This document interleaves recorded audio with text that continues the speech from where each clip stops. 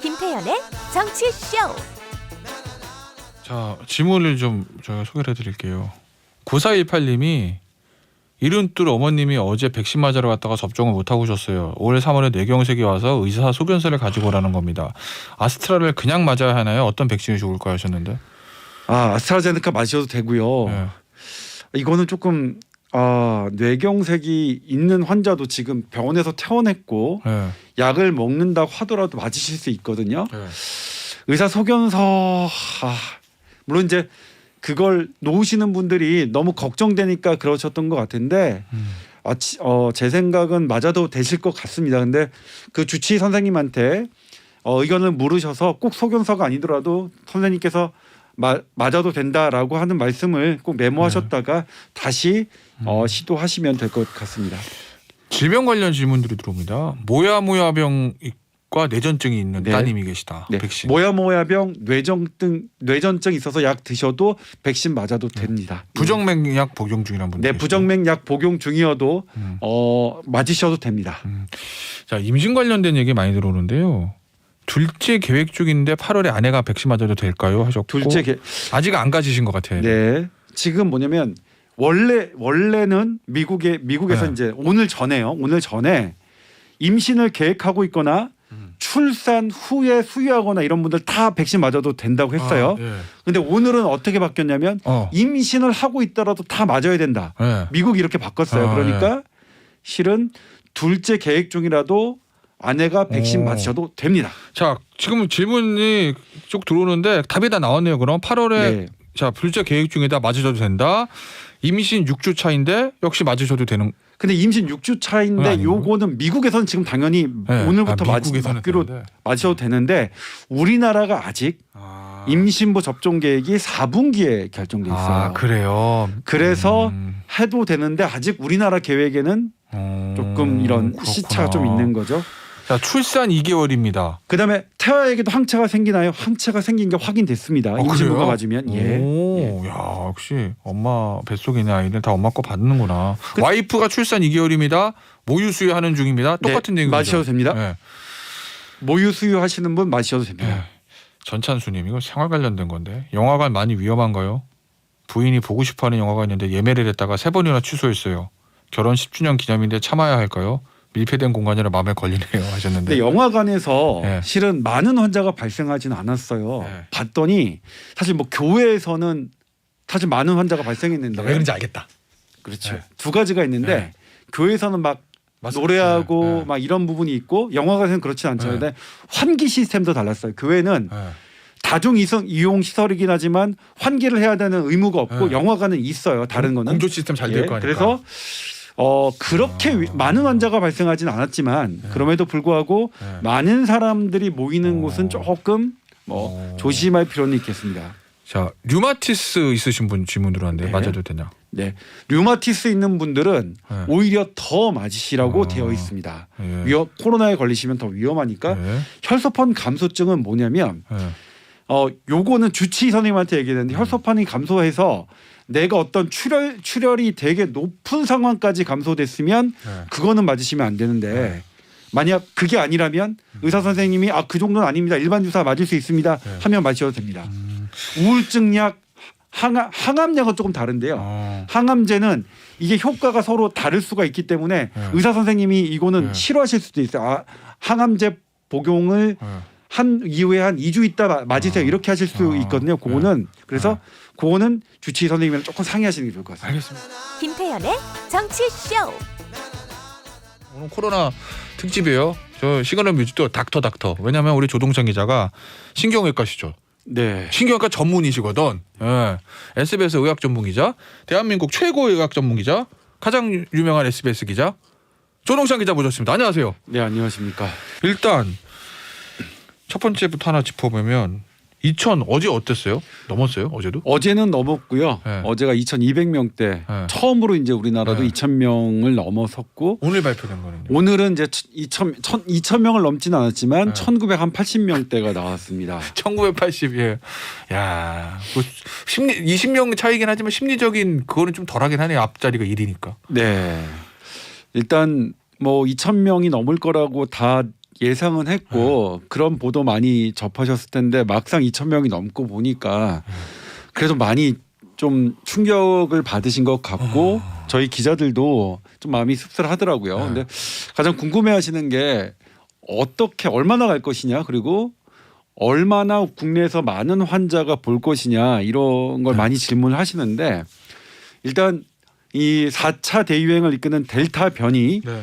이것을 먼저 경험한 나라들을 살펴보면 우리가 이제 얼마 정도 갈지를 알 수 있는데 이스라엘은 우리나라보다 4차 대유행이 3주 먼저 왔는데 지금도 계속 달리고 있습니다.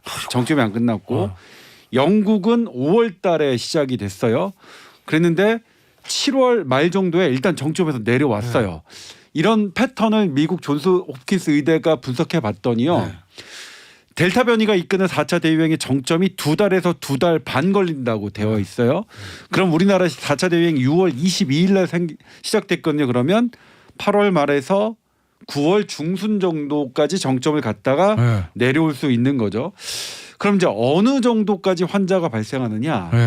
근데 8월 5일부터 어제까지 8월 11일까지의 증가 패턴을 보면 정점에서 하루 5천 명이 넘을 수도 있는 그런 그림이 그려져요. 그런데 중간에 만약 꺾인다면 사실 7월 27일부터 8월 5일까지는 좀 꺾였었거든요. 이게 우리나라에서 조금 묻혔는데 실은 꺾였어요. 그런 꺾임이 또 생긴다면 3,000명 이내로 2,000명대에서 정점을 맞출 수도 있다는 그런 긍정적인 것도 있습니다. 그렇기 때문에 이 델타 변이가 이끄는 4차 대유행 우리나라도 이제 뭐 피할 수는 없는 뭐 그런 상황이니까 잘 대처해 나가야겠죠. 조동찬 기자님 말씀하시는데 한마디 한마디 들을 때마다 놀래요. 제가 헉헉 5천 소리 나오니까. 근데 문제는 이 얘기 들으면 청취자분들 더 놀라실 수 있을 것 같은데 이스라엘이랑요. 영국 특히 이스라엘 불과 저희도 아마 그 얘기를 코로나 브리핑 했었던 것 같아요. 이스라엘 백신 접종률 높아가지고 파이자 거의 다 맞았다고 그래가지고 막 마스크 벗고 이제 백신 해방 이런 얘기들 조간신문에도 보도되고 방송 뉴스도 보도되고 저희도 얘기했잖아요. 근데 지금 델타 변이 때문에 확진이 는다는 거예요. 이스라엘은 백신을 많이 맞았는데 그걸 그 소리에 가져오면 우리는 지금 백신도 부족한데 여기다 델타 변이까지 오면 상황 더 안 좋아지는 거 아니냐는 걱정. 제가 기우예요. 두 가지 질문을 하셨죠. 일단은 영국과 이스라엘은 백신 접종률이 높은데 그 나라들도 4차 대유행이 왔다. 어떻게 할 것이냐. 이게 지금 세계 보건 당국 모든 보건 당국이 당혹스러워하는 부분입니다. 백신을 맞은 나라들도 델타 변이에 의한 4차 대유행은 피하지 못했다. 그러니까 그런데 이제 뭐가 있냐면 지금 3차 대유행보다 4차 대유행이 훨씬 크거든요. 근데 이스라엘과 영국의 사망자 보면 훨씬 낮습니다. 사망자는 확진자는 훨씬 많은데 사망자는 훨씬 적다. 그렇기 때문에 백신 접종률은 중요하다. 예를 들면 백신을 접종률이 높은 나라는 환자들이 막 영국은 3만 명, 4만 명, 하루에 3만 명, 4만 명이거든요. 영국의 인구가 6,500만 명이니까 우리나라보다 약간 많지만 그 정도로 뭐 한 10배 정도 많지는 않거든요. 그런데 환자 수는 10배, 많게는 20배까지 환자가 나오지만 그쪽이 위축되지 않은 거는 높은 백신 접종률이 있는 거는 사실이거든요. 물론 델타 변이가 계속 유행하면서 이스라엘에서 사망자가 조금 상승 추세로 있는 것은 불안한 요소가 있긴 하지만 그래도 아직까지 백신 접종 특히 2차까지 완료한 사람들의 사망률이 상당히 낮아진다는 점은 우리가 백신의 효과는 아직 델타 변이까지는 확실하다. 이렇게 믿을 수 있는 측면이 있고요. 물론 감염자가 많으니까 델타 변이는 백신을 맞아도 내가 감염이 안 되는 건 아니다라는 그런 부분은 있겠지만 우리가 생명을 구하는 그런 부분에서는 되게 크고요. 그다음에 이제 우리나라는 접종률이 낮은데 이스라엘 영국보다 훨씬 더 세게 올 거 아니냐 이런 당연히 질문인데 그럴 수 있습니다. 그렇기 때문에 백신 접종 속도 높여야 되는데 다만 지금까지의 경과를 보면 정말 우리나라 어제 2,000명이 넘었는데도 제가 영국하고 이스라엘 그 자료를 분석해 보면 우리나라 대단해요. 정말 2,000명 넘어서 우리만 보고 나면 심각하고 우리 빨리 이제 어떤 조치가 필요하지만 다른 나라랑 비교하면 정말 세계 최고 국민이라고 저는 생각해요. 정말 그러니까 우리나라 국민들은 정부에서 이러이러하니까 협조해주고 뭐 합시다 그러면 다 해요. 네. 네, 진짜 네. 진짜 정부 정책 협조 잘해. 다만 이제 그러니까 너무 협조를 잘해 주시니까 네. 자영업자들 경제적으로 어려우신 맞아요. 분들의 피해가 커져서 그게 문제지 지금까지의 결과들은 우리 국민들 되게 잘하고 계시다. 지금 2,000명 넘어서 우리 좀 경계하고 더 조심해야 되는 건 맞지만 네. 다른 나라랑 굳이 비교하자면 우리 국민들 어느 국민에 못지않게 훌륭하신 뭐 결과들을 보여주시고 있다 이렇게 네. 생각합니다. 예. 역시 뭐 마스크랑 백신이잖아요. 딱 두 단어인데. 네. 근데 문제는 백신이 없다라는 거 지금 부족하잖아요.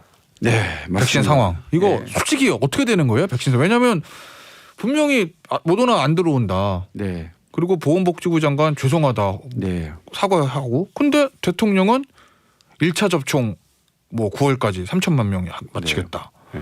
그리고 11월 집단 면역 계획 뭐 차질 없이 수행한다였나 좀 당길 수도 있다였나 대통령이 희망적인 얘기를 하고 네. 실무진의 장관은 네. 백신 모더나 안 들었는데 죄송하다고 하고 네. 어느 말이 맞는 거예요? 뭘 믿어요? 정말 제가 이런 부분들은 죄송해요. 네. 사실 정치 쇼를 들으셨던 분이 저에게 항의 메일을 했어요. 아 그래요? 제가 지난 아마 2주, 2, 3주 전에 네. 이제 8, 9월 백신 수급 네. 원활할 것이다라고 이제 여기서도 말씀드렸는데 정부에서 그랬으니까 그때. 예, 아무튼 죄송합니다. 저도 네. 그렇게 저도 원활할 줄 알았습니다. 근데 네. 아무튼 이렇게 되는 거. 근데 뭐가 잘못인 것 같냐면요. 모더나사가 공급을 불안정하게 해주는 거는 우리 잘못은 아니죠. 그렇죠. 다른 나라들도 마찬가지니까. 네. 근데 그런 걸 예상 못하고 국민들께 원활할 것이다라고 미리 그냥 섣불리 얘기한 게 잘못이죠. 정말 제발 정치인들 그다음에 여기 관계자분들 그렇게 희망 고문하듯이 하는 일은 더 이상 안 했으면 좋겠습니다. 그리고 실질적으로 모더나의 상황은 계속 불안정할 수밖에 없는 것 같아요. 그리고 그 배경에는 모더나를 생산하고 먼저 돈을 내고 구매한 이런 나라들이 지금 추가 접종까지 이런 얘기를 하고 있거든요. 그러면 당연히 뒤늦게 어떤 그 구매 계약에 했던 나라들은 구하기가 어려울 수밖에 없는 거고 그건 우리가 지금 잘못한 게 아니라 작년에 초기에 판단을 잘못한 부분이 있겠죠. 근데 초기에 판단을 잘못할 수 있어요. 그걸 지금 시시비비를 따지자는 게 아니라 그때 잘못은 두고 지금 어떻게 할 것이냐를 사실 좀 냉정하게 해야겠죠.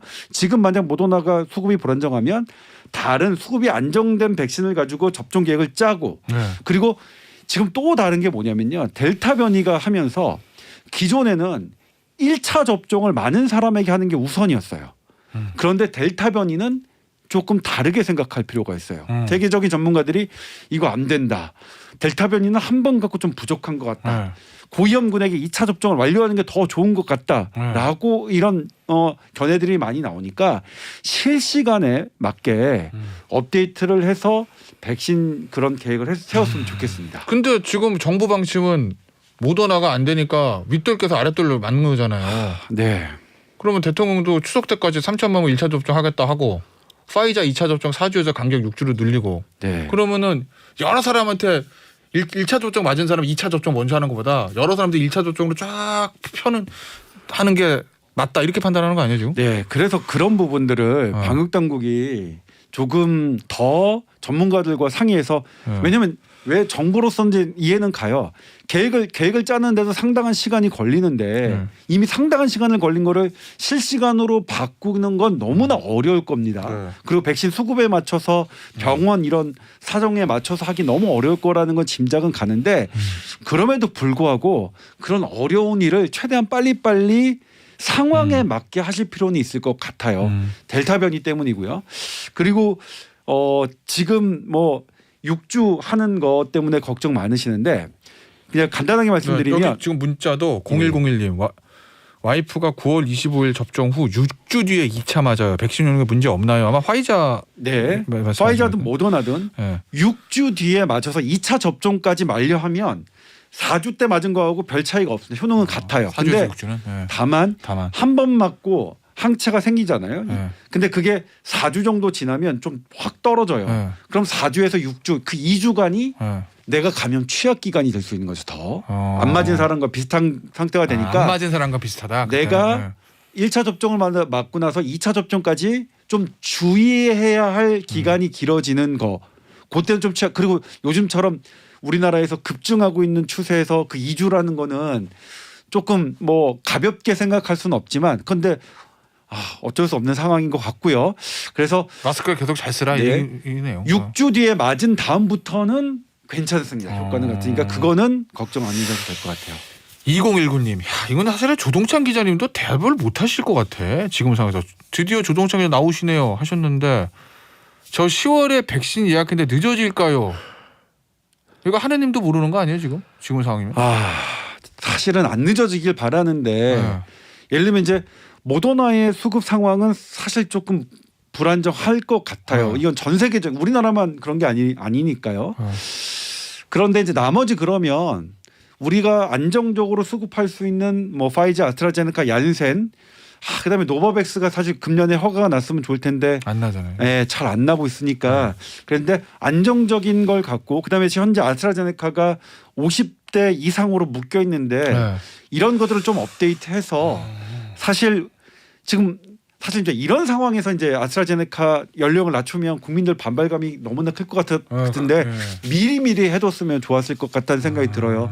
사실 아스트라제네카 혈전 부작용 때문에 많은 분들이 이제 걱정하셨는데 더 많은 자료를 통해서 보니까 모든 연령에서 혈전 부작용이 자연 발생 비율을 넘지 않는 보고가 최근에 나왔거든요. 아무튼 우리가 할 수 있는 걸로 한다면 가능할 것 같은데 사실 특정 백신에 대한 어떤 불편한 감정 때문에 그냥 우리가 선호하는 백신만 갖고 어떤 예약 이런 일정을 짠다면 조금 늦어질 가능성도 있을 것 같습니다. 알겠습니다. 1분 남았는데 요거는 좀 해봐야 될 것 같아요. 요거 이런 방역 패러다임을 전환하자. 네. 코로나와 공존하는 사회가 돼야 되는 거 아니냐는 얘기도 좀 조금씩 나오는 것 같은데 네. 그건 어떻게 보세요? 네, 저는 전적으로 찬성합니다. 아, 그래요? 코로나는 종식 안 되고요. 특히 델타 변이는 확진자 수로는 대안이 없습니다. 우리 모두가 멈춰야 되는 그런 건데 일단 코로나랑 같이 살 거면 어떻게 같이 살아야 되느냐. 얘는 정말 같이 살기 싫은 놈이긴 하지만 이놈하고 같이 살 수밖에 없는 상황이라면 이놈이 주는 피해를 가장 최소화해야겠죠. 그러면 뭐냐면